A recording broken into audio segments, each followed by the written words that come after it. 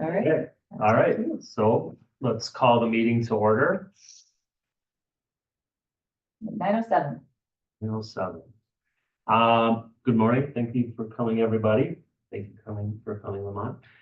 We just have a few meeting minutes to approve, one of which is almost a year old, but we're gonna get it done. So I guess the first thing on the agenda is to approve the joint CDA and Planning Commission meeting minutes from September 26, 2023. So moved. Second. Second, all right. All in favor? Aye. All right. Aye. Yep, Arthur's turn. Thank you, Arthur. Forgot you were up there. Okay, second item, consider the joint CDA and village board meeting minutes from this past May 30th, 2024. Second. All in favor? Aye. Great. And the last item is to just consider our most recent CDA minutes, meeting minutes from July 30th, 2024. Moved. Second. All in favor? Aye. All right. Aye. All right.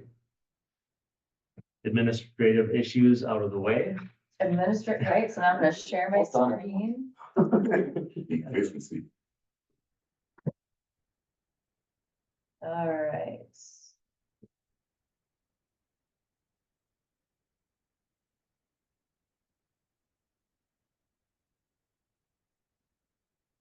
And Rebecca, why don't you do the honors of introducing our guest and start from beginning on the left side? Oh, thank you. Well, that's what I was looking for. Okay. Well, we have with us today Lamont Davis, who's the Executive Director of the Milwaukee Community Land Trust. And he has been gracious to come today and talk about the work that he's been doing within his organization. For those of you who aren't aware, the Milwaukee Community Land Trust has stayed within the city proper in years past, and just recently, and that's just a few months ago, I feel like, the organization agreed to kind of extend their work beyond the city of Milwaukee. And so we were following that, and when we had an opportunity that those actions were coming up to happen, we scheduled a meeting with Lamont. We said, hey, let's talk.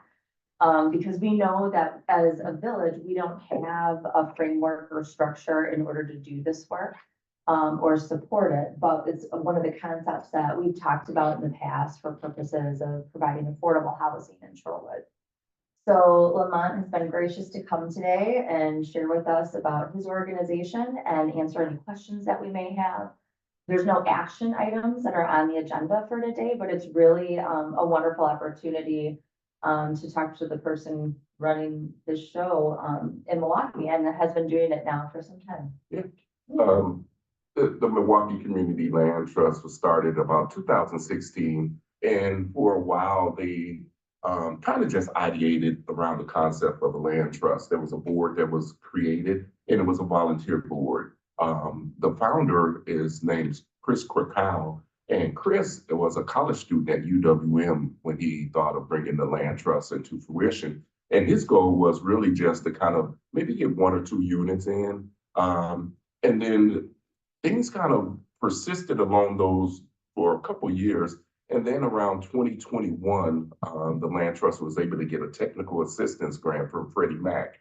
And that grant allowed them to hire a nationally renowned expert, Judy Bruner, who's been instrumental to really launching the model. And after Julie did some pre-work just to determine feasibility, they decided they would hire an executive director and move forward with their plans. So I came aboard October 2021.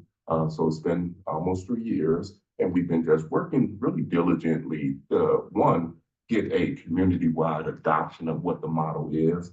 There's a lot of education needed to understand the land trust and how it works. And to make that even more complex, there are so many different ways that it can work depending on the community and the community needs. So in some communities, you see the land trust operate more as a workforce housing initiative, but in other communities, particularly Milwaukee, it's more of a housing equity issue. How can we get people into home ownership? And so we're learning still, even after a few years of doing this, about what is best for the community. But it takes a lot of back and forth to really figure out what that community wants for them. So really excited to be a part of this initiative. It's brand new, but community land trusts are really blowing up all over the country. When I joined, the estimates was there was about 225 land trusts. Now there's about 325 land trusts just in a couple of years. So a lot of interest in the land trust model. So we can jump right into the presentation. And my goal today is I just want you to understand. So please ask questions about what we do, how we do it, because it's a little complex. I also wanted to give you information about what it looks like to become a MCLT homeowner, because I think that's important for you to understand what a homeowner's journey is. And then, like Rebecca mentioned, we're a countywide community land trust now. So what it could look like if we were to work within the county, I brought some information about that as well. And I look forward to question and answers.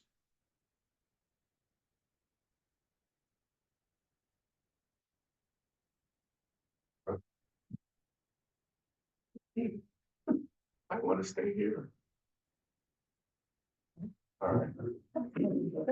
So the land trust, who we are, we're a very small organization. We have 9 board members. We have 2 staff. I'm the executive director. LaQuisha Briggs, she's our home ownership manager. She's been with us just over 1 year. So her first 2 years, it was just me and the board. LaQuisha brings a wealth of experience that I don't have. She's a home buying counselor by training. So she knows how to work with homeowners to get them into HUD home ownership training, as well as work with them throughout the process. So when homeowners get in trouble, they can't figure out what to do to kind of remedy this situation. She has that background to be able to work with them if there's assistance programs that are available to help them with their short-term issues, or if they need to be retrained on priorities and spending habits. She's been invaluable to work with the clientele in that way. And like I said, we have 9 board members. I think I took the slide out, but we have 3 board members who are homeowners, 3 board members who are from the communities that we serve, and 3 board member seats reserved for public members. Those might be people who not necessarily in this field of work, but they bring a particular expertise. They're a lawyer, they're an accountant, but maybe they live in Brookfield. And so that 9-person board is how we operate. It's very intensively a part of the land trust. We have like 5 different committees that board members are a part of, and others who are not board members can be a part of as well.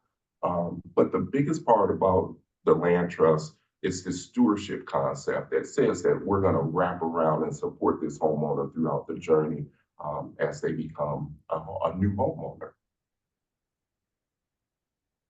So we do this work in the city of Milwaukee, and as Rebecca mentioned, we recently opened up our boundaries to become a countywide land trust.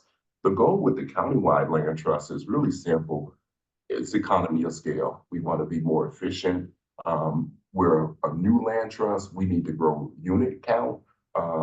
In a perfect scenario, I think we would want to have about 300 units in the area. So we would never be like the predominant housing choice in any particular neighborhood. But one good thing about what we're trying to do is really just create that opportunity that there's going to be a permanent slot for people who may not fit the typical model of home ownership, that there's these permanent slots for affordability. And I think that's what I find the most intriguing about the model, is that for every unit that we create, it's going to permanently be available for a low income buyer. And I think that's true equity to have that model. Yes. Okay. Yeah, anytime. Question. Yeah, anytime. Okay. So when you say low income buyer, is that based on their income, or is that like on a sliding income scale, or is that? It's based upon the accepted low income definition for the county. Okay, So we use 80% area median income Okay. in Milwaukee. okay. And how does that work with Milwaukee County taxes too? Okay, and another clarification on your point, we're targeting people who are at 45% AMI. So what we do is we try to figure out what a person who's at 45% AMI can afford for home ownership. Okay. And so that's the price point that we're targeting for the city of Milwaukee. Mhm. In Shorewood, we would probably target a higher AMI, like 65%. Okay. And really what it's gonna do is it's gonna determine the subsidy needed to get to that affordability. What is that number? For Milwaukee or, it's different for, depending on household size, but roughly think about a household making $30,000 to $50,000 a year. That's kind of the range that the sweet spot. Okay.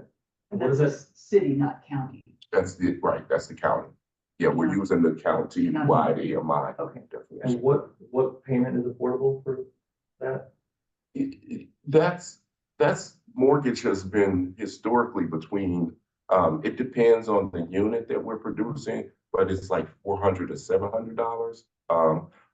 Really, it's about $600, but what's impacting it is that we've been able to grow down payment assistance tremendously. And so our very first home we sold for $80,000, but the homeowner was able to get $22,000 in down payment assistance. That reduces principal down to $408 a month. But normally, if you would have just got the $80,000 mortgage, it would have been about $608 or something like that. Super useful. Yeah. And that's just principal and interest. That's principal and interest. And then there's a $100 lease fee that we collect. The $100 lease fee Per month. per month. $50 goes into a maintenance escrow. When they need repairs, they can tap into that escrow. And then $50 is for the lease of the land that we own. And what about Milwaukee County taxes? Oh, yes, I'm sorry. Taxes, we've been successful with the city of Milwaukee. We're gonna have to address this issue with each assessor. Each local assessor has precedent. But in the city of Milwaukee, what they've agreed to do is they've separated the parcels. And so we own the land. And because we're a nonprofit organization, we don't pay any taxes on the land. And then they lease the land from us, so they're not paying taxes for the land, but they are paying taxes on the home and the improvement. Now, that hasn't impacted them yet. The goal is that we're gonna get the assessor to adopt this simple 1.25% resale appreciation. They haven't adopted it yet, but we don't have an issue because our values are lower than our values of the homes are lower than what they think the assessment should be. So they're not paying more taxes than we anticipate. And so they've kind of taken us in the city of Milwaukee as like a HOA kind of subset. And they've agreed to monitor us for the next couple of years. It's been about 1 year. And then the goal with any assessor's office is that they're gonna accept that resale methodology, which says that this parcel can only appreciate at 1.25% simple interest Annually. annually. So this speaks just more to why we do this. If you look at the median sale price of units that we're selling over the last 10 years, you see that the median sale price is somewhere hovering around $150,000. I just talked about who we're trying to serve, and we know they can't afford that. And so we're looking to serve people at that 40% AMI around there, and they can afford a unit somewhere around 75,000. So that's where we target in Milwaukee. Next slide.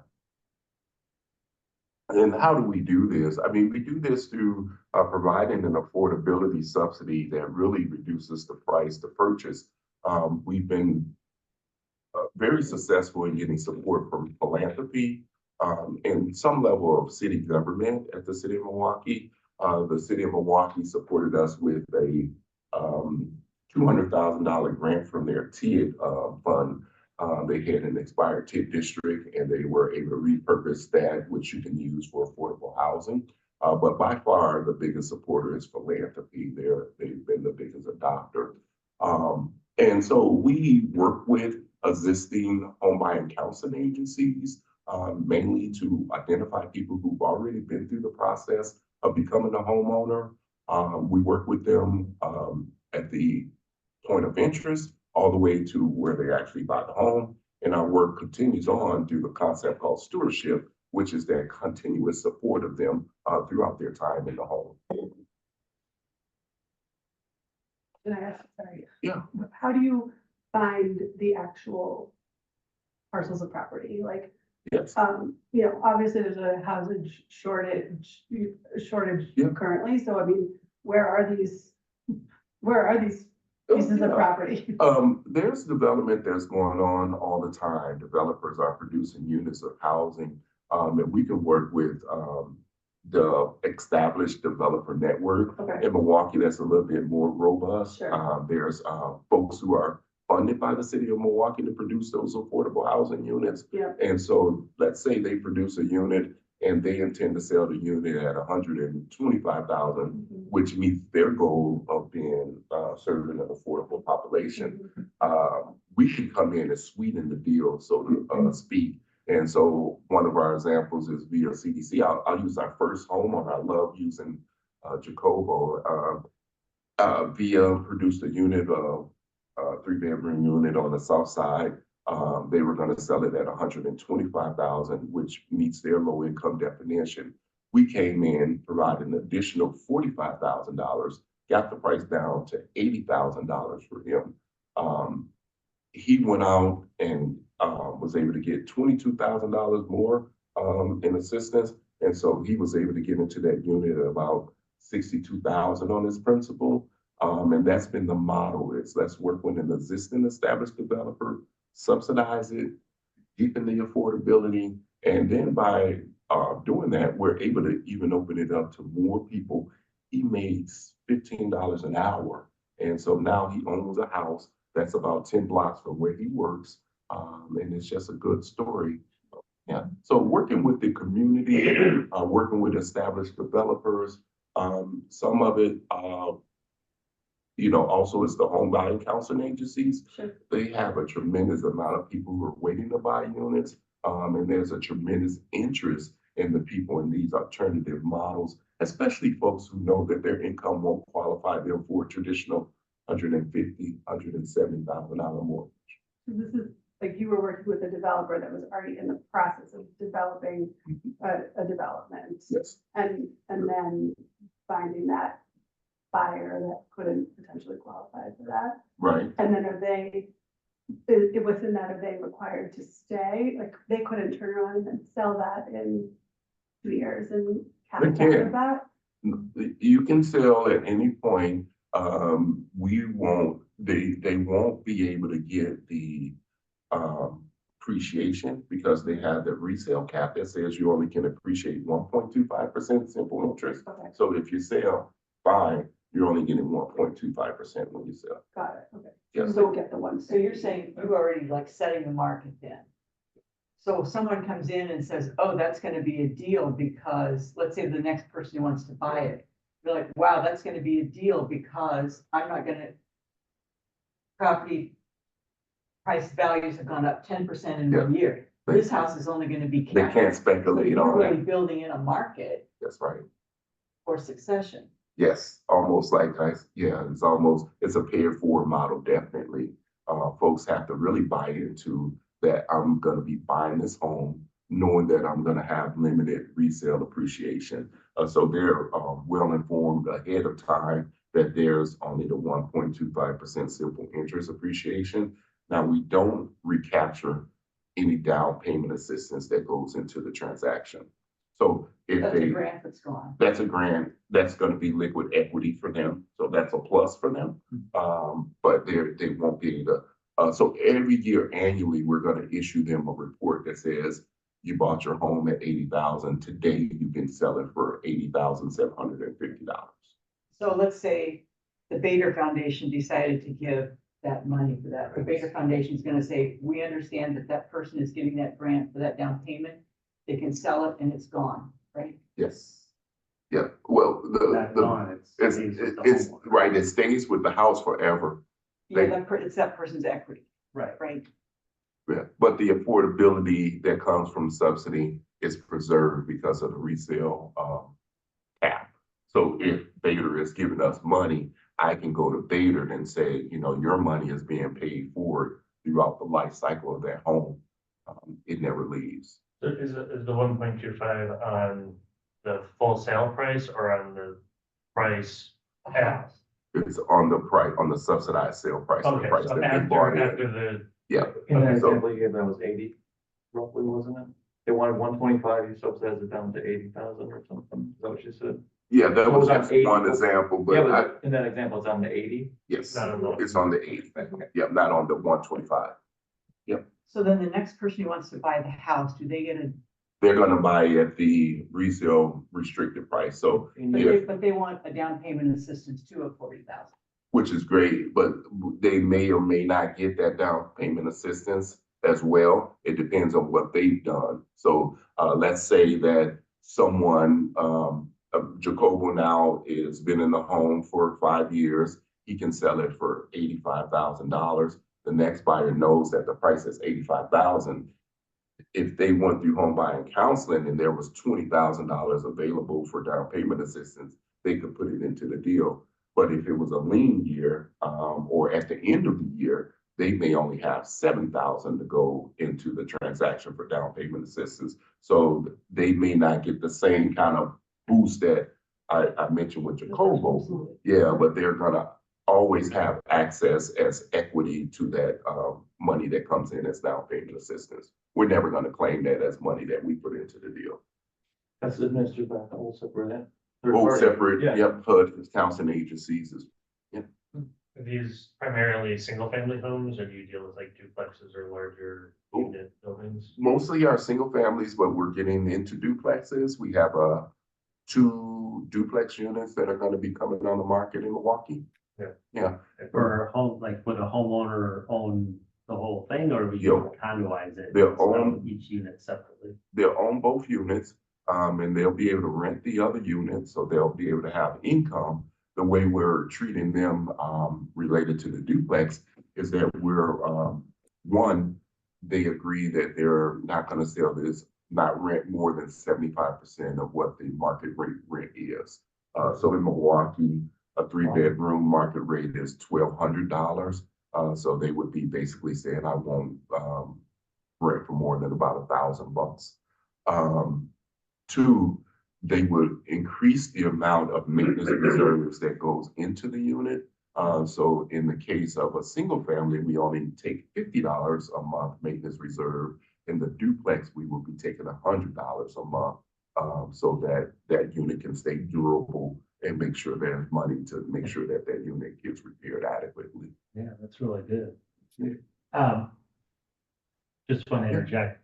We're asking a lot of questions. That's I'm all right. guessing you're about to cover, so maybe we Yes, should let him. No, I let it. However you want to do that's- it, but I'm we don't want okay to with steal it. your thunder if you're I trying to. promise you, you know, the way that it works for you, let's do it that way. Okay, Yeah. all right, well, in that case, I have a question. Okay, I want to be respectful for you getting through your presentation, Sure. but, because I'm curious about the duplex thing, I think it's great. People come to me for advice a lot and say, you know, the young people, why, you know, what should I buy? I say, you should buy a 4-unit building.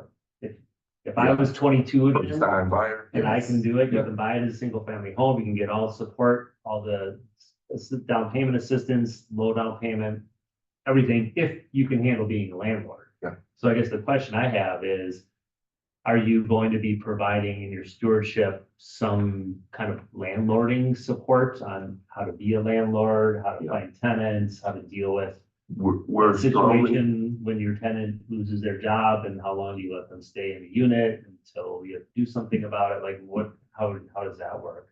very. Because that's a little tricky, you know? Yeah, we're teetering the fine line of mandating that they go through a landlord tenant training program in the city of Milwaukee. Yeah, those are We, good. we haven't definitely said they have to, but we're gonna strongly encourage them, because of those concerns. You know, a lot of folks, I theorize are gonna want to rent to family members, which is, a delicate situation. And then I think there's gonna be. Delicately put. Yes. It is, Yes. it is. It's like loaning money to a family member, you know, it's tricky. You know, it brings up my own personal experience. My daughter, when she turned 19, she moved from my mom's house into my duplex. I had a duplex that I bought, the first unit that I bought. My sister lived with me for about 5 years in the lower unit. And then she moved to Waukesha County. She got a housing choice voucher that made it more optimal for her. And I said, well, I'll keep the unit vacant. And my daughter turned 19 and she came, and that was 2000, when did my daughter come? I want to say 2010, and she just left in March of this year. So very delicate, but you know, it was a great experience though, because it would allow me to see my grandchildren and help her financially and help her launch. You know, and I think we're going to see a lot of that.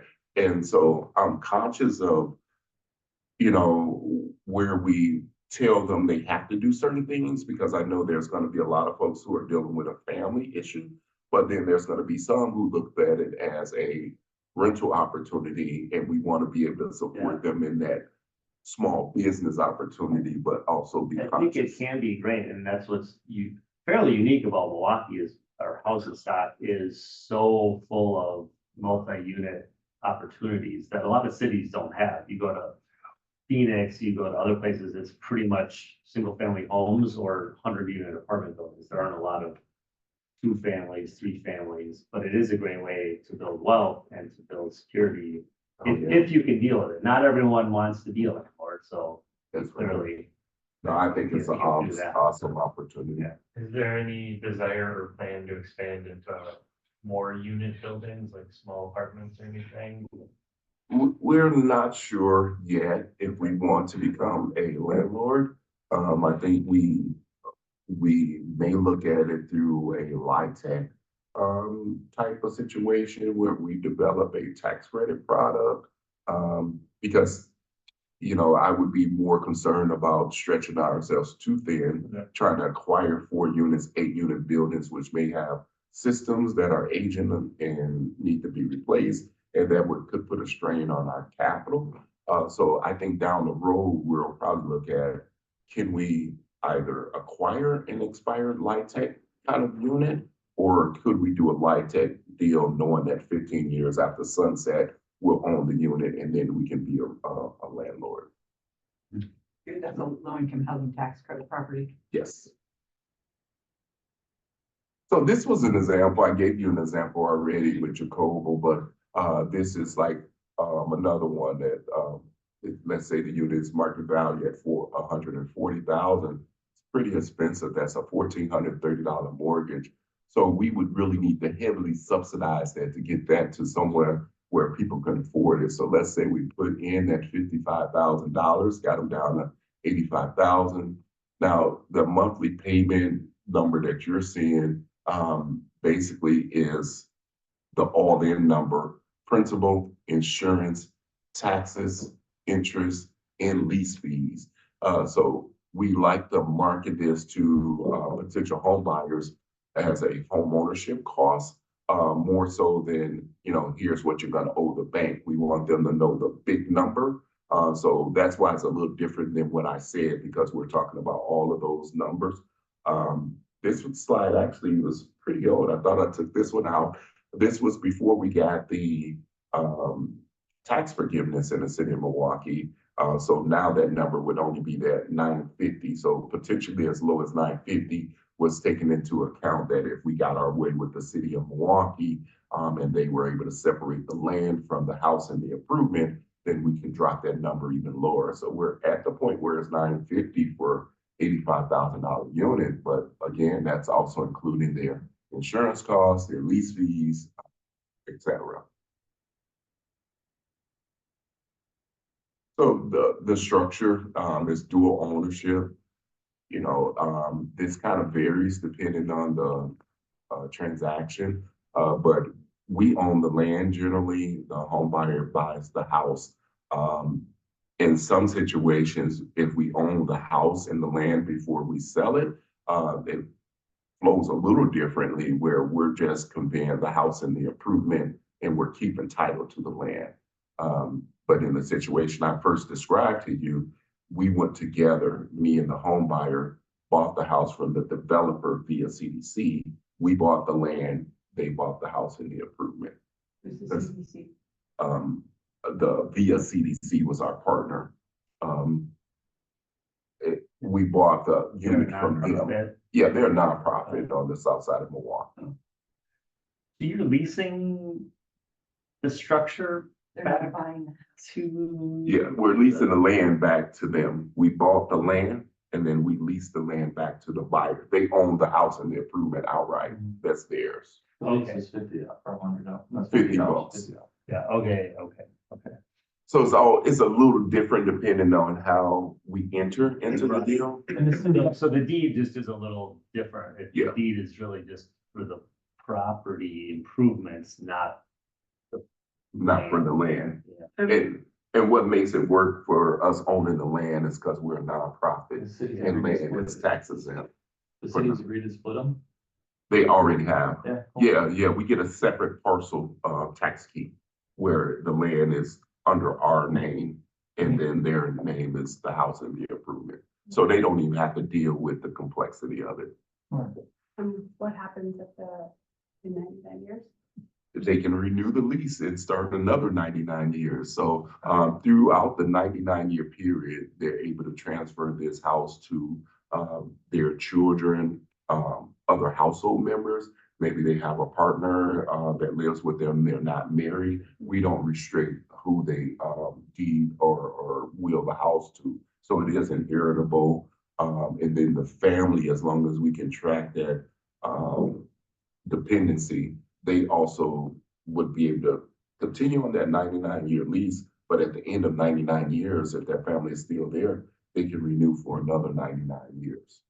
So this is 99 years is the longest legal lease period that you can have. You can't have it longer than 99 years. And so if Milwaukee, for example, has a street light fee, who pays that? If there's a streetlight fee, Something like that, like, if there's a residential fee for Special services. assessment. yeah. Right. Yeah, I'm not Right. sure because I think it, yeah, I hadn't thought Would about, it be the property, the house owner or the landowner? I would be speculating, but I would say it's probably gonna fall on the homeowner, the house owner, because we don't pay anything for the land. And I think that assessment would hit the house and the improvement, but I can And find it that's out. actually on the water bill. And Milwaukee's on the. The street light fee? And Yes. snow and ice fee and the Yeah, three other fees that And they've so added in the That's last the 10 years. homeowner part. It would also Yes. accrue to the Probably, homeowner. yeah, unless there's some mechanism not. Because they're paying their own utilities and their own water. yeah, they're responsible for the unit and, but I can, That's okay. yeah, it's just a nuanced No worries. question. Is there any risk of if the community land trust in the next 100 years fails? Like how would the land revert to the home or would there be any process for failure? Yeah, if we fail, then it would become the buyer's home. I mean, we wouldn't have any equity in there. And I think the equitable thing to do would be release the land. The land doesn't have a whole lot of value in Milwaukee. So I wouldn't see any reason where we would want to hold on to the land and screw the person out of the land. Again, this is just explaining the simple interest and how it's calculated. So you see a monthly payment, let's say the buyer paid 72,000. And if you look at, 1.25% over 10 years against that principal, that would be $9,000. So At the end of a 10-year period, they bought the house at 72,000. The maximum they can sell it is $81,000. Sellers are paying the closing costs on there. They have to pay off the mortgage. So we see that buyer could exit with $19,000 cash. Now, this doesn't take into account, again, any equity that they brought into through down payment assistance. It also doesn't take into account anyone who's aggressively paying down the principal. So if they were feeling really, really good and said, you know what, I used to pay $1,200 a month in rent, I want to pay down this principal, so I'm going to pay, $1,000 here. That's another way that they can see an increased amount of equity.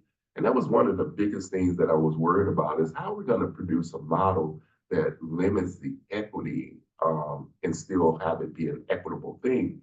But that's what I'm starting to see from some of the buyers, is that they see the advantage of having a lower principal for home ownership than what they had for renting. And so Yeah, so they really have that in their control. If they want to put more money towards principal, they can. I was Yes. just thinking about that. I was kind of curious how you came up with 1.25%, because on one level, it seems unfair. it seems really meager, right? Right now. Because if the market's appreciating at 10%, then they're only getting 1.25. Yes. That doesn't seem fair. But at the same time, if you want to maintain affordable housing, then you really can't have that property being going up 10% a year. So I guess, they do, because they're paying a lower amount for a number of reasons. If they have an extra $100, $200 a month every once in a while, or every month, they can put that towards that, and they own the asset, and no one can take that away from them as long as That's they're right. continuing to make that payment. Did you talk about homeowners insurance? Yes, they do pay homeowners insurance. Yes. The 1.25% came from research that says the land generally increases historically at about 2%. So you have those years where it's 10%, you have years where you don't get to 10%, but historically it's been about 2%. So we wanted to give them most of that, but we didn't want them to outstrip that over the long term. And so 1.25% is generally the accepted definition across the country. Some folks are at like 1.5, you may see at 1.7. Other land trusts do an appraisal-based formula, which even the ones who are doing the appraisal-based formula, a lot of them are getting away from that, and they're starting to adopt just a fixed rate formula.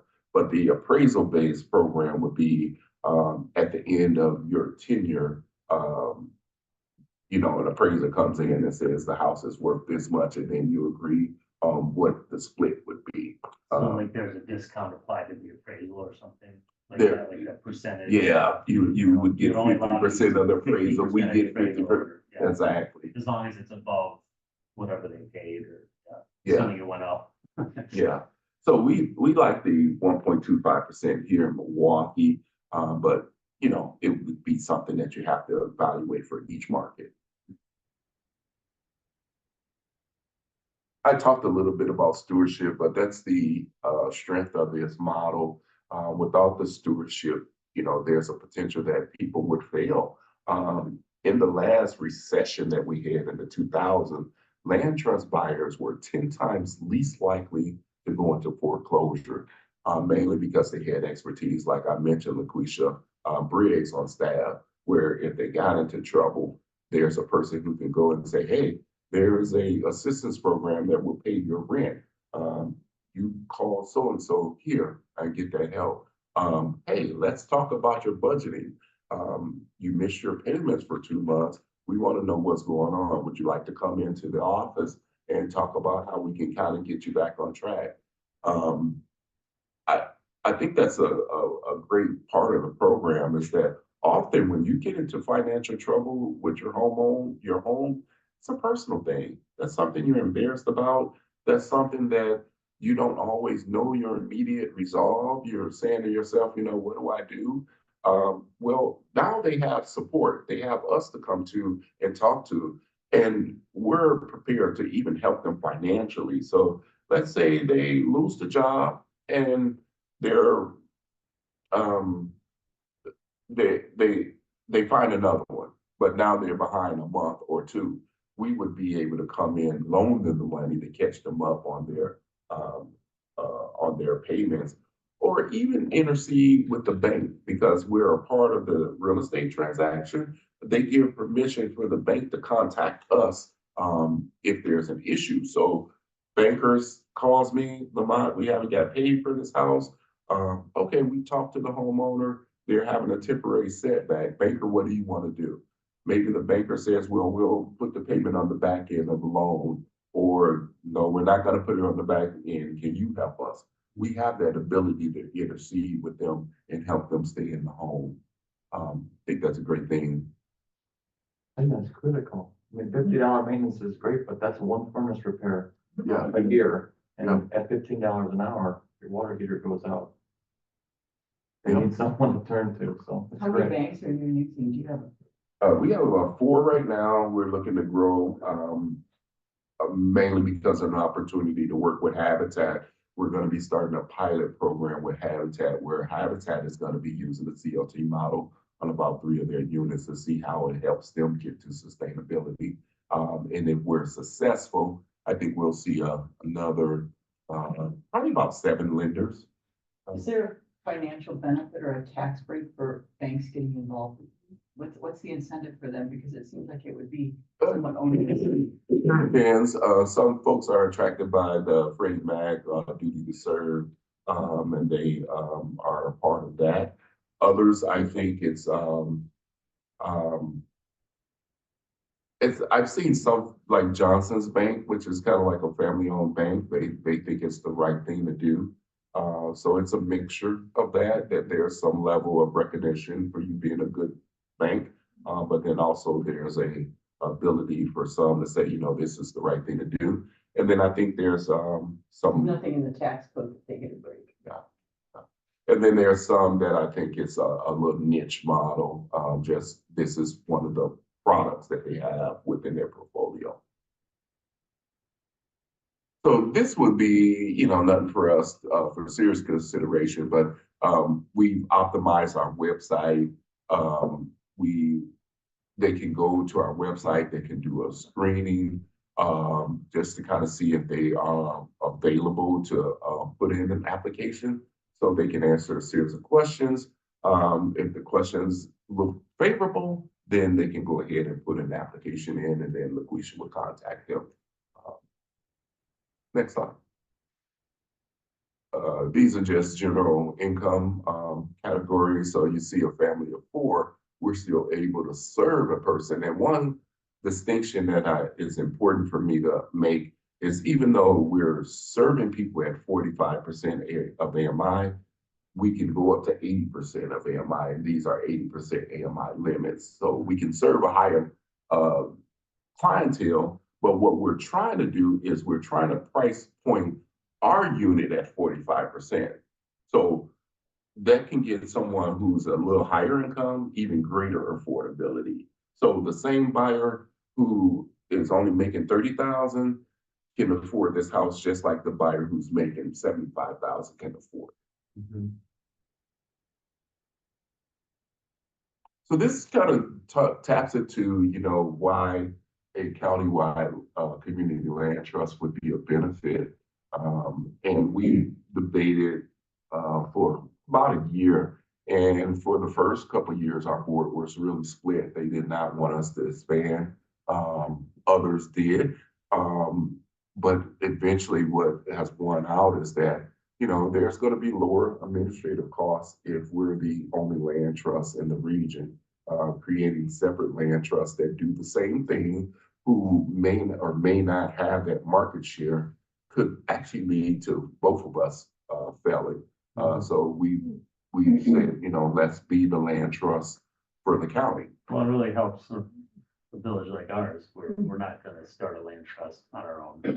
Right. Yes, just to put in 1 unit a year, 1 unit every 2 or 3 years, that just wouldn't make any You sense. said the goal is 300 units. How many do you have now? We have 10 in our portfolio, and we have probably 8 that will come in 2025. Well, you could reduce the overhead expenses, all of those things. I think our expertise, our learning curve allows us to kind of go into a countywide situation without the pain. Like I said, the land trust ideated for about 4 years before they got to the point to hire someone on. So if a new land trust emerged, they may have a long runway really to get up to speed. And have you been successful in other communities? Like, Yes. and like, do you go into those communities? And I mean, Yeah. like, because for Shorewood, you know, it would be, I think in an ideal world, we would love to have the land trust come in and help us identify and work with and create some affordable housing situations that you could manage without our staff. Like their time is limited and them being able to focus on what they focus on. Yeah. That's something you guys have been able to do another outside of Milwaukee. We just City. voted a few months ago for expansion, but we've made some headway with City of Wauwatosa. Wauwatosa had started a CLT exploratory committee.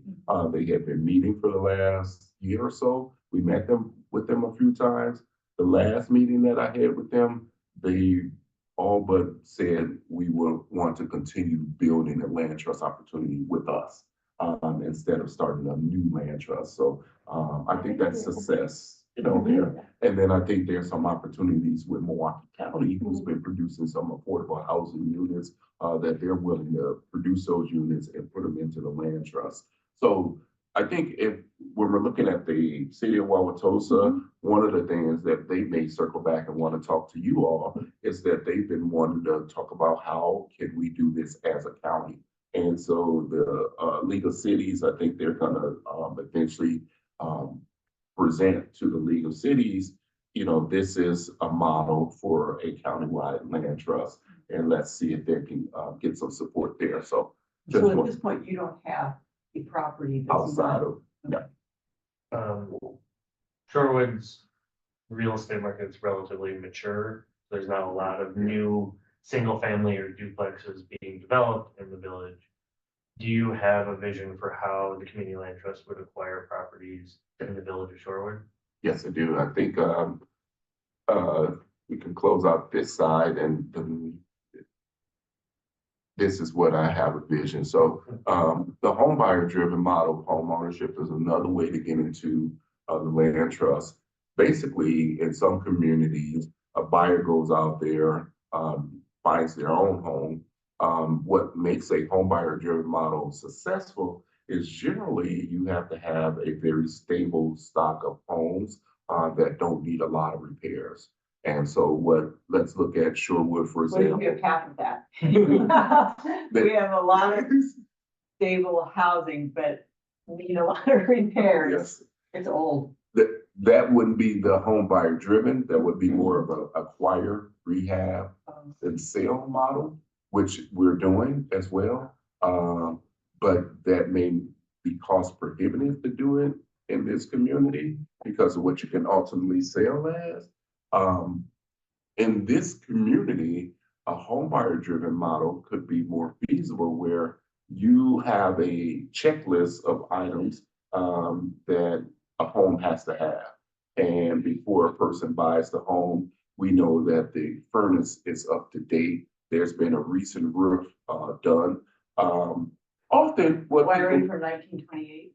yeah, but you would stay away from those because our homeowners can't afford to go down a money pit. They cannot get into a situation where they're going to buy a home and then immediately they have to put tens of thousands of dollars. So we develop a checklist of what is a doable home, and you live with some of it. Some of it is part of being a homeowner, and that's why we have the maintenance reserve, because you'll have that maintenance to tap into. But for the most part, you should be able to check off those big systems that the furnace is recently new, the roof is good, etc. And then that's the first step. It's a doable home. It meets our qualification. then you would have to come to a situation to come up with equity to get to affordability. We're not talking about Milwaukee, we're talking about Shorewood. A person is going to need a little more money to be able to afford homeownership in Shorewood. And so we would target folks who are maybe at the 65% of the AMI spectrum. So what that would be like in that situation where I talked about the unit was 80,000, maybe in Shorewood, the unit cost, the end sale price is 125,000. And that person who's at 65% can comfortably afford $125,000 home. But then there's that affordability gap, and that's what we would have to fundraise some way, either through the village, philanthropy, down payment assistance, to kind of get them to the point where that house price point goes from, what's your price point? 300,000, 400? So, right, so that would be the big gap to go. That's like 250,000 to bring that down to about 125,000 or $150,000. And that would be what you would need to do, really, to get to affordability. And is there any reason that someone who's, so the buyer would come with the house, and so that seller has agreed to sell that house to this person who wants to work through the land trust, right? Mhm. And there's no reason, what's the privacy issue there? Is there any privacy issue? Is there any reason? Does the seller have any reason to say, oh, I don't want to sell it to a land trust? Would there be any reason why? No, I mean, I they mean, would a be, buyer's a buyer, right? yeah, they would be made whole on the transaction. Yeah, they wouldn't necessarily even know, because as the buyer is working through the process, they don't have to tell the seller, hey, the land trust is coming to the deal with $200,000. Nobody's business who you're finding. That's right. Yeah. Nobody cares. So does it matter at all that it's a very, I mean, it seems it's a very competitive market here. How does that affect this month? Yeah, I think that's that could severely affect the model if there's a bidding war that generally happens. And we have those a lot. Because ours are really capped. We're kind of, once someone is awarded a award, we don't have the ability to go and say, hey, can we get another $5,000 or $10,000? So that could be It really seems like our situation is probably more a situation of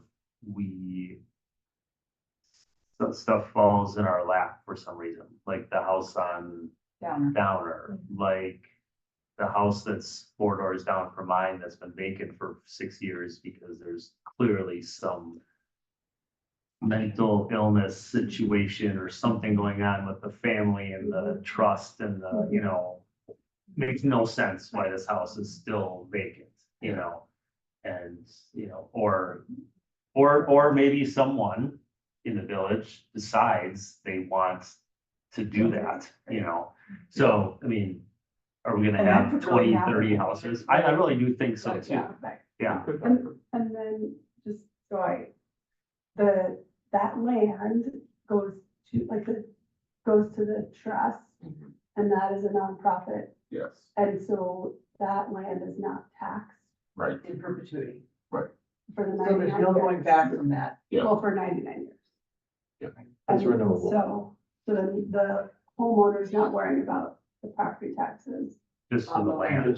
just, Just on the house and the improvement, they're still paying taxes So there. the village would still get taxes on that piece, that parcel, but only on the house and the improvements.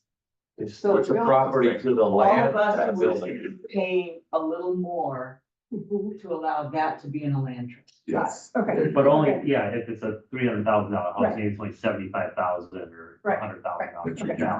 I'm just making, because I think that is a big part of the home being affordable for that homeowner.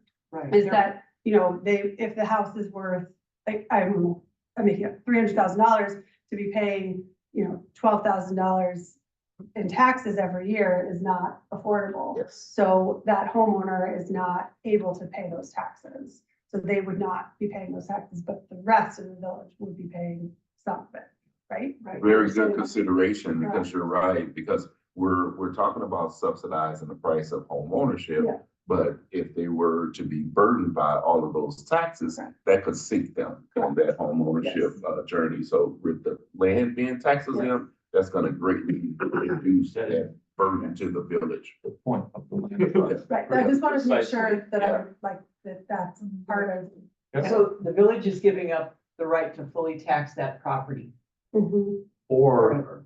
let's say hypothetically, if the village already owned the land and was receiving, like a parking lot, was receiving no taxes on it, and they donated it to the land trust, Excellent. nothing would change. Yeah. So Except how they many would then, properties are currently in arrear in the village, do we know? when's the last time the village took something over off property taxes? So we don't, it's actually the county. I actually have a call with Davey Caldini today at 11:30, because he reached out, they're gonna be presenting to the ICC on the land trust issue. If you recall, like about, I feel like now it's 2 years ago, we had talked to the county Yeah. when they worked on the house on Downer and that, process started. And they're like, well, what about land trust? How does that look? And they weren't at a point where they had explored land trust, what it would mean. They only had this one type of partnership product that would work. So he's reached out again, I think because we've seen the shift right now from Milwaukee Land Trust. And it's like, I really think it's an amazing opportunity that your organization has provided, just expanding, because it's not a sustainable model for smaller land trusts to pop up. So I'll be curious to see what information he has to share as well, but that is one of the concepts. We don't have a ton. You know, No. it's very sporadic, but when they But we do, also don't, not every house is $350,000. select. A house just came on the market yesterday for $245,000. Now, it probably needs some work, you know, but I'm sort of familiar with it. It's not something that is a tear down, you know, it's in decent shape. It's just really outdated. You know, probably livable day one, just not maybe nicely livable. So, You know, like stainless steel appliances. Right. The question is, how quickly will that, how long do you think that'll be on the market? So if you took two wheelers. No, it'll sell in 48 hours to someone like me who wants to fix it up and do something else with it, you know, unless someone else comes in and there's an alternative path that happens, you know, and I don't know what the situation is, but if I had to guess, it's a family situation, someone, you know, no longer needs the house and no one's living in it and needs a lot of work. From the standpoint of Shorewood housing stock, it needs a lot of work, but it probably, with a few tweaks, is livable, Very decent. you know. Somebody really wants to move to the village Yeah, for proximity schools. there's a house for sale on Sheffield by my old house that is I think it's like a 1,200 square foot house. It's for sale. It's a little funky, you know, the second floor is divided up into 3 bedrooms. That is a little weird. But it's totally livable, you know, and it's, I think, on the market for 260,000, 65,000, something like that. So And the taxes are. I don't know, whatever taxes are on a $160,000 house. So, you know, we have $2.1 million left over that we decided to extend the TID for. So let's say we gave $125,000 for a down payment to subsidize homeownership in our village. We could subsidize 16 units. Mhm. Is that how that could work?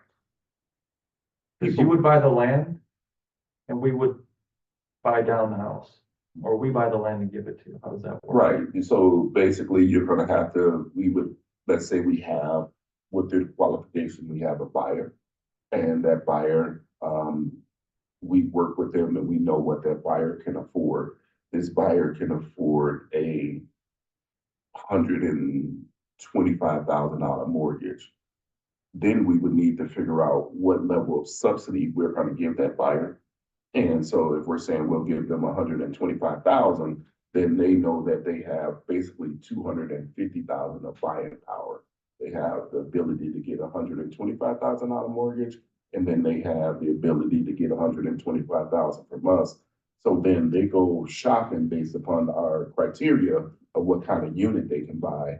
You know, the roof can't be older than 10 years. Furnace has to be less than 10 years. So they still do a home appraisal and all of those things. We're not cutting those things. But then they would be kind of restricted on buying within that category. They wouldn't be able to get into a bidding war because they would just have these finite type of sources. And so then when it's closing, we go to the bank together. The land trust is representing the land. So we almost are coming to closing saying we have 125,000 to contribute to this transaction, but we're going to retain title to the land. And then you separate the land out of the transaction. They buy the house. And what makes this binding is that ground lease agreement. So in those terms in the ground lease, we're going to be telling the homeowner all of the things that we talked about. You own the house in the agreement, you're leasing the land from the land trust. These are the conditions of your lease terms, which governs all of their living situations in that parcel. And so as you move forward from the city model to a countywide model, because we have to spend our money in our village, are you thinking of starting like a segregated fund? If we said, we're in on this, this is how we want to use our money. You would put our money, we said, we want to start a segregated account and we want you to manage it. And then you would decide, or would we just let go of the money? Yeah, I think you let go of the money as the deal comes. And you would manage the whole thing because we're at like staff capacity? Yes. I don't think you give us any money up front. I think it's when we have the deal, you release that to us, or we come to you and say, hey, we're going to closing. We need a check for 125,000 for this transaction. Can we get a check? Does the land trust have funds to put in too, or is it? So when they buy it from 250 to 125, is some of that coming? Do you have? We don't, because So that's all coming from us. yeah. Okay. Yeah. But we're willing to help fundraise. We haven't, Milwaukee, their philanthropy is really segregated by geography. So a lot of the big philanthropists only care about certain neighborhoods. So we would have to talk to some of those about, do they care enough to It would be And lovely if spread we it out could to get some of the Shorewood? match, to Yes. offer matching funds. Milwaukee philanthropist. Yeah, so, right. So we are looking at other sources to kind of push this through. We've been talking to private high net worth individuals to see if they can give us some set aside money. And then we've also talked to a few corporate banks about doing some stuff. And so we think that's our best choice for this home buyer driven, is if we can get these high net worth individuals who just believe in the land trust, or get a bank who is going to let us be mission driven. That would be very workable for the city. That's Well, someone just gave $1 million to the library in Shorewood, didn't they? We have such high. Yeah. That was in there, that was in there. I'm just saying there's money in And there's- Shorewood for people yeah. who love Shorewood. They and live want on to sign it. Sheffield. Yeah, I mean. Right, that might be. I don't think. There's a high net worth. That's a high net worth individual in individual put Shorewood. their money back in Shorewood. That's right. So. That's our target. For this sort of model, if a duplex was the type of home being purchased, would the rent be included in the Calculation of what they can calculation afford. of Yeah, Okay. definitely. Could you require that it be a section 8? rental? I don't think we can require that. We can encourage it, but I don't think could be a requirement. That would be like fair housing kind of things, considerations. I can check. We have a person on our fair housing that's a member of the fair housing, but I think that might be a little more prescriptive than you want to be. And then this is all very focused on homes and home ownership. Do you have any desire to get into owning like business office, or not office, but like storefronts or stuff like that, to allow for low-income individuals to like start a business in a affordable I do, but I don't know if the land trust is really. I had a great time out in DC looking at the Anacostia Land Trust. They had a tremendous building incubator that the land trust owned there. They claimed that there was 150 small businesses who were in that building that paid less than about, I think it was like $300 a month.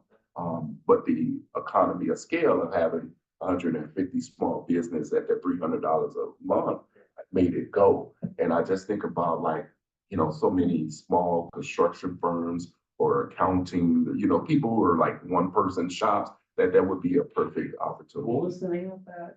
Anacostia Community Land Trust. I'm not sure the name of the building, but they own a Must be a big building. yeah, it was like and it just reminded me of in Milwaukee, we have the Sherman Phoenix, and that's a similar kind of concept. But it was just a two-story building, took over the whole block, and just a bunch of little shops, So you're working, focusing on, single-family homes basically, and, I'm just wondering, you are rehabbing, right? Yes. You're not building new, nowhere we have it. because we have a vacant lot that is in Yeah, a prime We're position. prepared. We're prepared to continue rehabbing. I mean, that's our bread and Building is so butter. expensive, it's much more green also to So do. the developer, I thought you said you did the first deal with a developer. That was Yes. just a rehab developer? They're a nonprofit organization who rehabs homes. Oh, okay. Then we Are there many of those? there's like 3 in Um, Milwaukee. We're working with a developer group. They're called 15 Olive. They're brothers who went through a development training, and they've been developing single family properties for probably about the last 7 years in Milwaukee.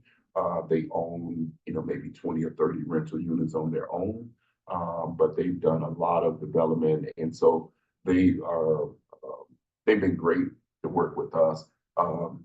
Mainly You're because we only don't. using nonprofit developers? or- No, they're a for-profit developer. So I think we can harness the power of the ACRE graduates. I think those are great developer partners. We've had a great experience working with them. I just there's Okay, 3 yeah. things in the chat. Oh. So I just wanted to get to that. What happens if the homeowner dies? No pass down to the next generation? Interesting. Nobody died Covered in yet? a will, wouldn't it? Yeah. No one's died yet, so we haven't got to that, but I'm assuming it would be a probate issue. That I can't see that we would have exclusive right because they own the home, so it has to go through probate But that would be something that would be good in your stewardship model to to understand. understand Yeah. and also help them set up probably a simple trust Mhm. to avoid probate. Right? Yeah, another trust on the, yes. Because you can do that fairly affordably, especially if you're talking about one asset. Yeah. That's good for me to know. Everyone should have If one. you don't have one, get one. Um, This week. Do municipalities other than Milwaukee with community land trusts have significantly different models?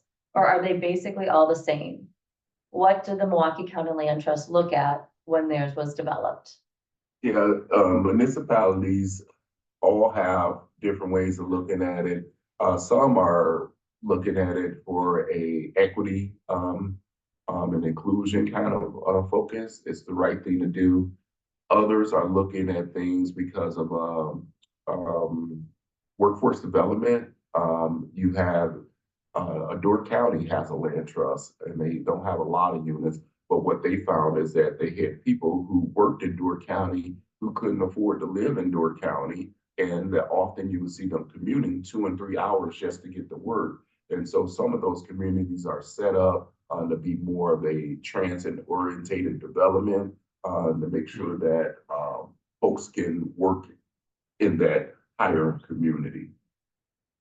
I'm familiar, my first was conservation, right? Okay. I mean, conservation. Conservation land trust, yes. Are there cities or counties that have 10 to 25 years histories with community land trusts so that Shorewood and the MKE County could learn from their experience? We are a member of the Wisconsin Community Land Trust Coalition. There's about, when I started, there was like 5 of us. the one who has the more experience is the Madison Area Community Land Trust. They've been around for a little over 20 years. Land trusts are relatively new. Land trusts have only been in creation for 40 years or so. Our Madison Land Trust is the most senior.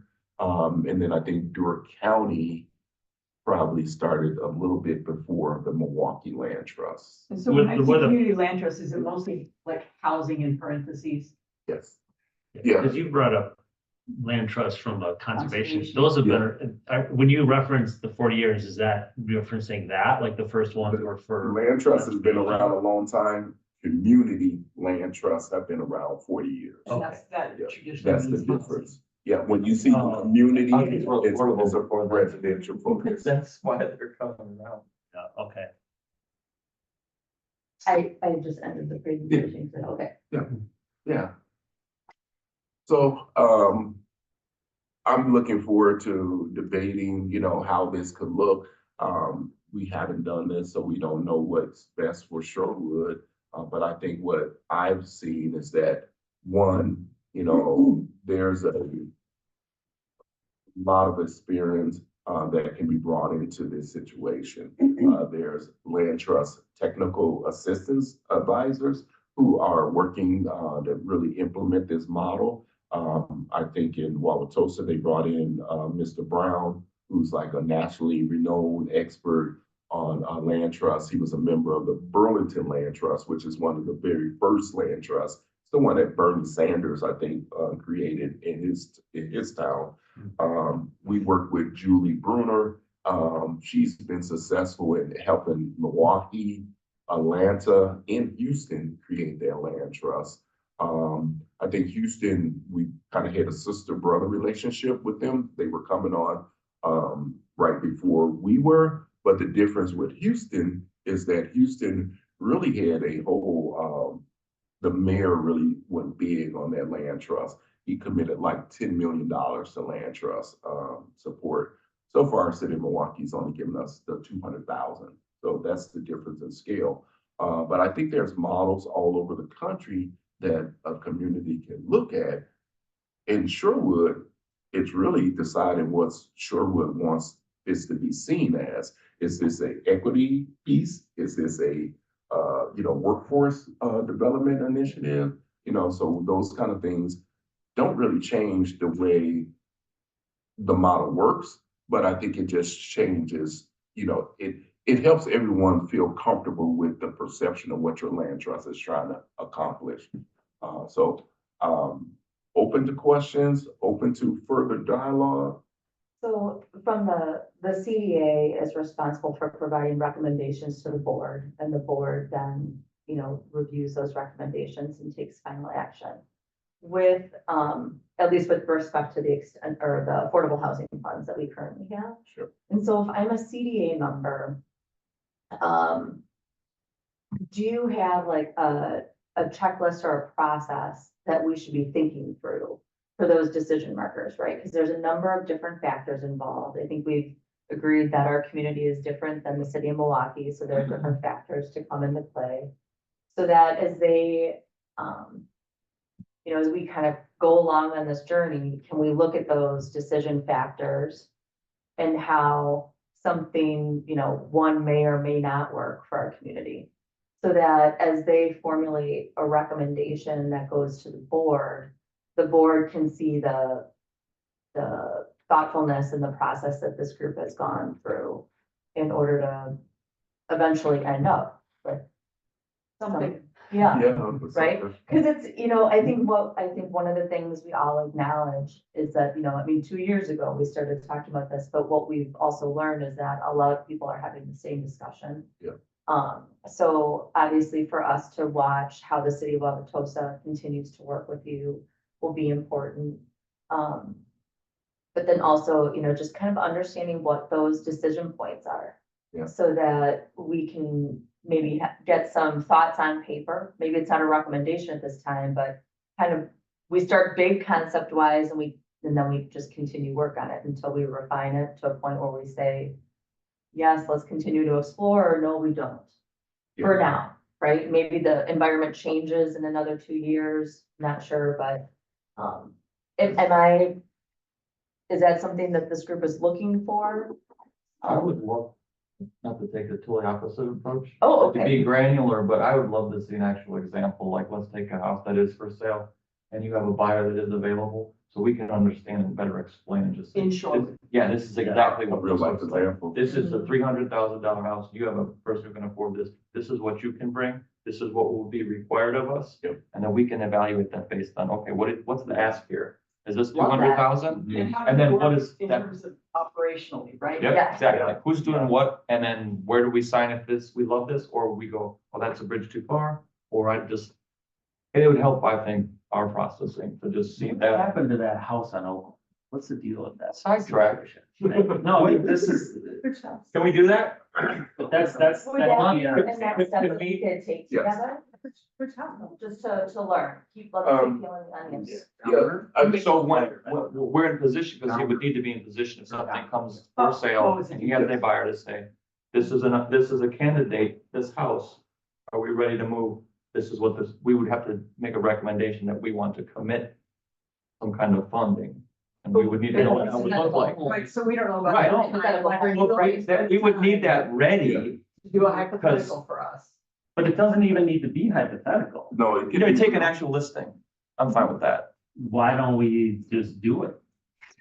This isn't the right, this But is, don't we Okay, need to so pay if we're not- There has, are you gonna charge like? Well, you know, It's fair to charge a fee to us, right? Because we well, don't have. first tax- thing, I think is we need to figure out if this model is feasible in the market. That's- So we need to do this market feasibility, which is looking at what a transaction would look like. Yeah, And so right. let's do that. Let's do that. Then I think we need to figure out, what type of program are we running? Is it gonna be a acquire, rehab and sale? Is it gonna be a developer driven model? yeah, Yeah, or is it gonna be that home buyer driven model where, all those are kind of three different approaches? Mhm. And then, I think after we get through that, then we need to come up with the criteria of a program. Who is it that we're looking to serve? Is there gonna be priority? Like, we don't want it to be a sweet spot just for people to get a sweet deal on housing. Right. Are we looking to serve people who are marginalized in your community? Are we gonna give priority to city employees? So that's, I think, down the road, but I'll be willing to start with like a market feasibility and try to figure that out. Now, I can do what I'm equipped to handle, but we may need to look at bringing in an expert, like that I talked about, the Julie Bruners, the Mr. Browns in the world. I would be more comfortable with you paying them for this because, in full transparency, I didn't do the market feasibility for the land trust. It was done by my TA. So I wouldn't, I Your would, TA. technical advisor. Oh, okay. A So consultant fee. a consultant, yeah. So I know there's consultants who would be willing to do it. I don't know what the fee would be, but I think might be some of the costs, but I think we can get further along. We probably we could start. They come with the affordable housing. Yeah, so yeah, Mhm. but I mean, my opinion is, I think that the value is in affordable housing is in homeownership in our community. Yeah. The taxes, and I know I keep talking about taxes, Yeah. is really the It's obvious. barrier for homeownership in our community. And I think that being in the land trust is what would allow families to be able to have access to our amenities in our community. And so I think if that's the thing that we can focus on and allow a family to be able to have access to, that's what I would be most interested in studying and understanding.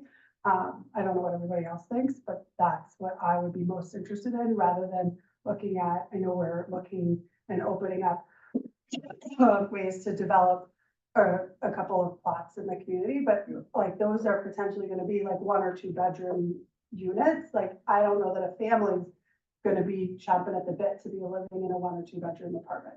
Okay, right. Versus like, they're gonna be wanting. Their own to home. rent. But I guess the concern, and this is just for this group, but you can listen in, is we've already started to go down the road. We have the RFPs due today on the parking lots, right? They're due at noon. Mhm. Do we know we're getting some? Yes. We do, Yeah. okay. So you So, won't be meeting next Thursday. I know I have it on all your calendars. so I think that the problem would be spreading ourselves too thin. I understand wanting to look at different options, but I'm with Jessica on liking this land trust private home ownership model. And I am concerned about staff capacity because we have a lot of really serious budget issues we're dealing with right now, looking at a lot of things that we never thought we'd look at in the village of Shorewood for revenue. And there's complaints from residents about staff capacity. So I have concerns about the wisdom of starting down the two roads at the same time. What two roads? The RFPs for the parking lots and working with him on a land. So you're trust. saying, since we started the RFP process, to not do this? I'm saying, I wonder if we should do one at a time. Until January, I have no problem with it. this is ugly. I mean, this is gonna be, it's, really a lot of effort going in on this budget. And But looking at, there's some things that we can do, that's gonna take a little time, like one, I need to talk to your county assessor and see if they'll adopt the methodology for resale and also for tax forgiveness. Milwaukee's adopted it, but that doesn't mean the county, is interested in that. So that could take some time to get them to understand and agree that that's, something that they can see happening. And then two, I think maybe there's a smaller level that doesn't require Shorewood staff to do anything, where you're working with a technical advisor who does the market feasibility and starts to give me the framework for moving forward. And I think that could take we're already in, September. That might be, 3 to 6 months process. What would be our input on doing the feasibility studies? Would it just be paying for the consultant, or would it be? Probably paying for the consultant to work with me to do that. I mean, I don't see that it would be an onerous cost. I mean, But there's I know not like information required from the village, like there's not gonna be staff time that you would need from the village of Shorewood. there would probably be some level, but I don't think it would be an onerous level to the point where it's like, hey, I don't have any time to deal with them. So I think, if we explore that concept, one of the things that I would do is consult with you in terms of who would do this work and then get a proposal from them that the CDA could review. And then you'd make just a recommendation to the board on whether you felt it should be funded with the affordable funds. If you wanted to explore this to kind of get that process started. That probably Maybe takes. I'm missing, but it doesn't seem that Yeah, it doesn't. complicated. I mean, I don't you think take so. an example home and you put it in a spreadsheet and you do some crunching of numbers. Yeah, Am I missing something? Like Yeah, that's partly like it's a crunching. couple hours worth of work. yeah, I might. I'm with you. I was thinking I could go do this afternoon.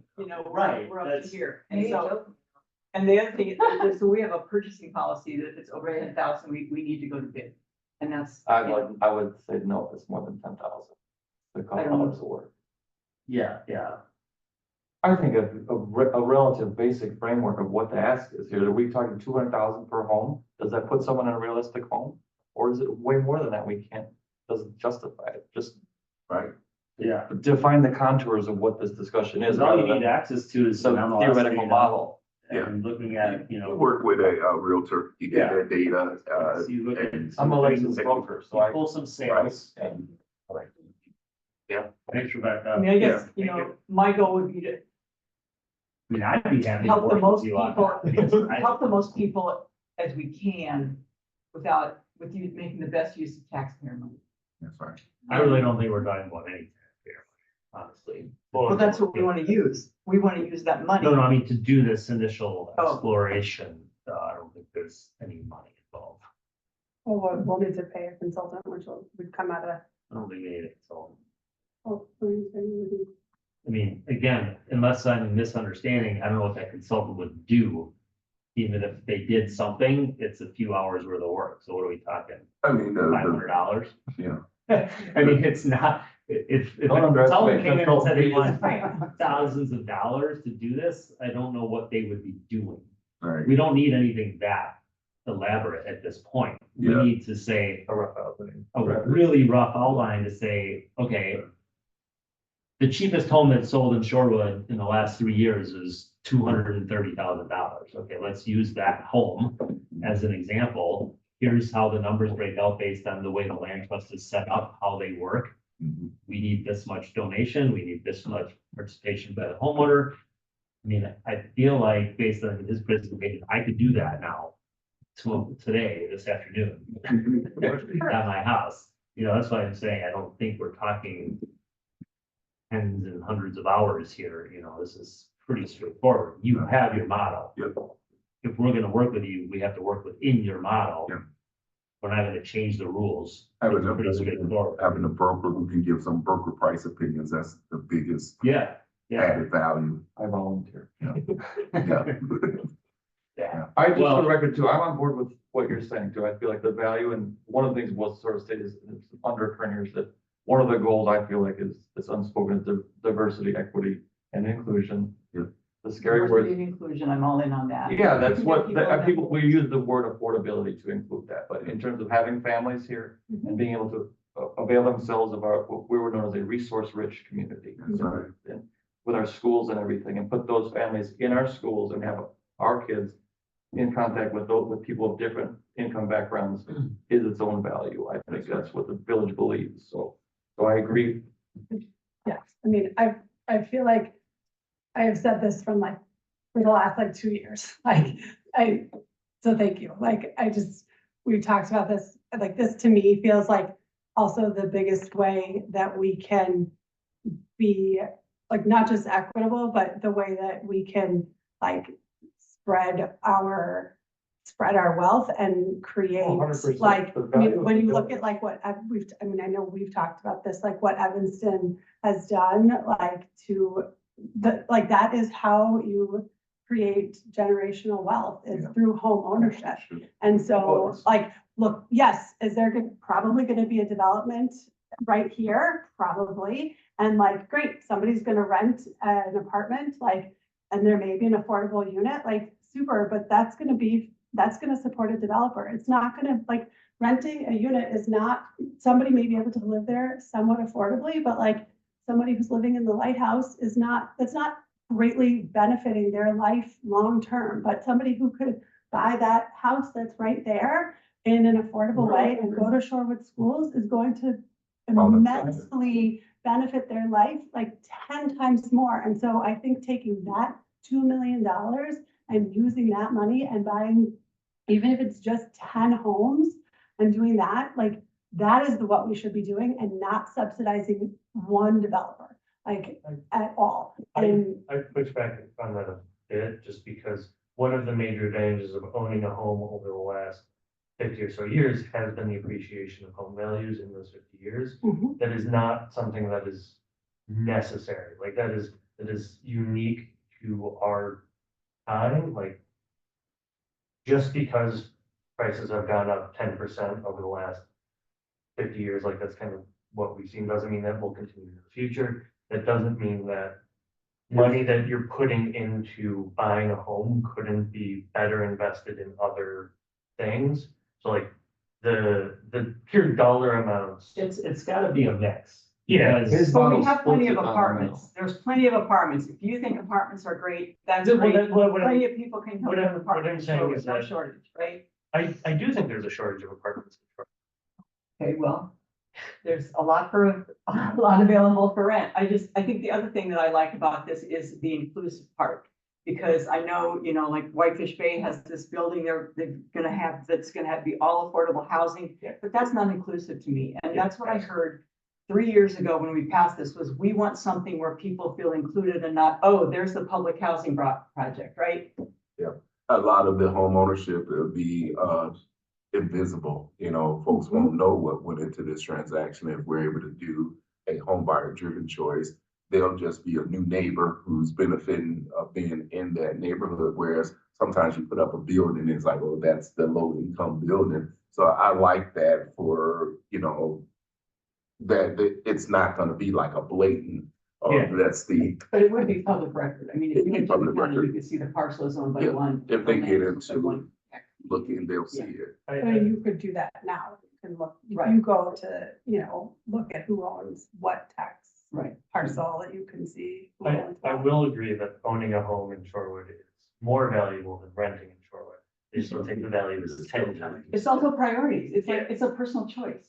Some people don't like the responsibility of a house and they can invest in the stock market or real estate in another way, And right? some people should never be homeowners. Right. So, Right. Yeah, that's why I think I think we're actually all in agreement. It's just a matter of Yeah. priorities, timing, we are dealing with things here in It's the rough. village, It's very but, rough. I think we can, We're here to fight about the minutia, not about the big.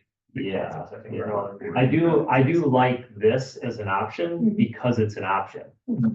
I mean, we're not sitting here theoretically talking about maybe starting a land trust. Right, right. It's here. it's- So we can do something, which is why I like the idea of, I would Coming up rather with a not do simple the first example. one, to be honest with you, I would rather not do the first one.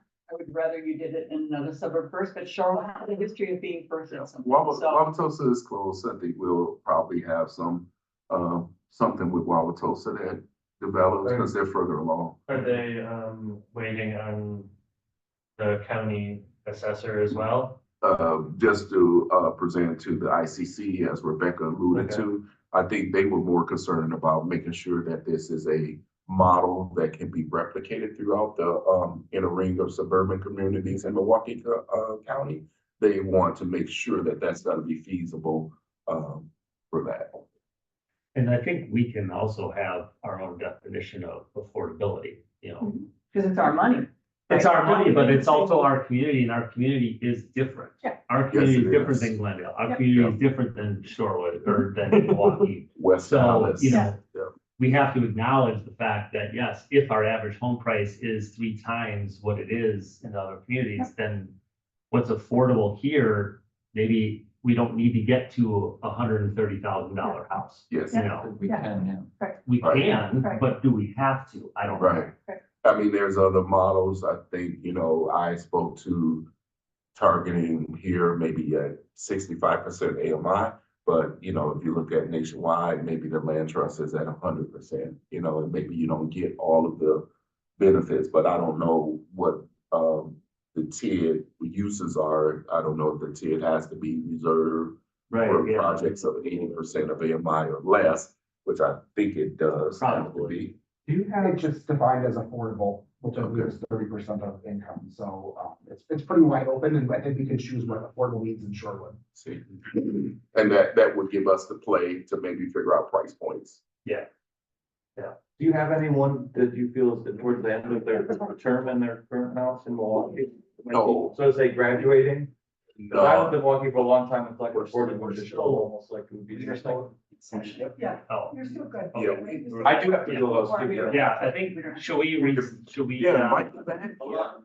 Very, very. Yeah, good. thank you. Thank you. I appreciate y'all time.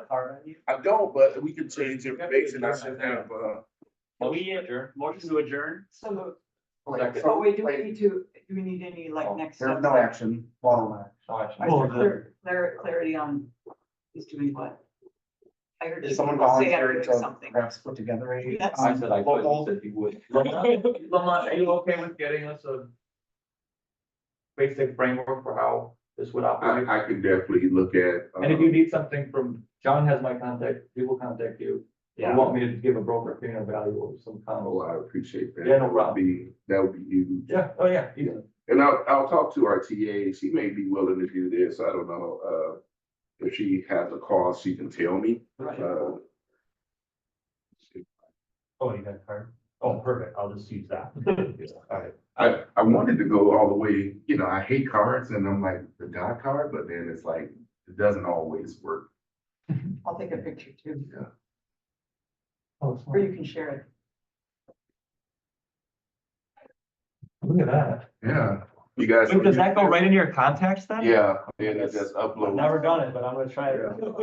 Gets all of your contacts. Oh, that's how they get you. Yeah. That's how Bill Gates gets your Yeah, information. yeah, Nope, yeah, not yeah. today. Wow. Nice try. Everything's in the Not cloud. today. I'm already in the government office. All right, thank y'all. Yeah. See you soon. Motion to adjourn on that point. Motion to adjourn? Yeah, Second. second, all right, all in favor? Aye. Aye, You're adjourned at 10:42. okay. Thanks, everyone. Yeah, thank you. That's great.